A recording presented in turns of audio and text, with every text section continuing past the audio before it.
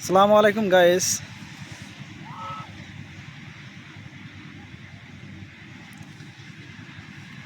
এই যে আমার তিনটা রাজহাঁস, একটা মদ্দা আর দুইটা হচ্ছে মাদ্দি হাঁস।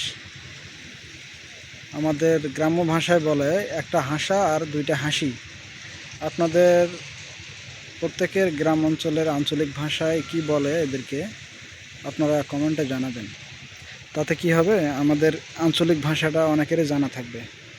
তো আমি এই হাঁসগুলা নিয়েছিলাম যে মোটামুটি প্রায় 6,500 টাকা খরচ পড়ছিল। কিন্তু আমি আশা করছিলাম যে খুব দ্রুত ডিম দিবে, কারণ এই হাঁসগুলা আমি ভাবছিলাম যে এই হাঁসগুলা পুরনো হাঁস। এই যে পুরনো হাঁসের মাথায় যে উঁচু জায়গাটা দেখতে পাচ্ছেন, এই উঁচু জায়গাটা দেখে চেনা যায় যে এটা পুরান হাঁস। আর যেটা বাচ্চা হাঁস, মানে যেটাকে বলা হয়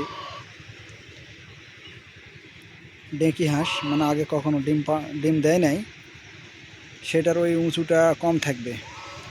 তো হাঁসগুলোর খুব ওজন আসছে, কিন্তু এখন পর্যন্ত আমার ডিম দেয় নাই। এই জন্য আমি একটু হতাশ হয়ে আছি। তো আশা করি এই 2-1 সপ্তাহের মধ্যে ডিম দিবে। আপনাদেরকে ইনশাল্লাহ দেখাবো যে ডিম কয়টা দেয়। তো ধন্যবাদ।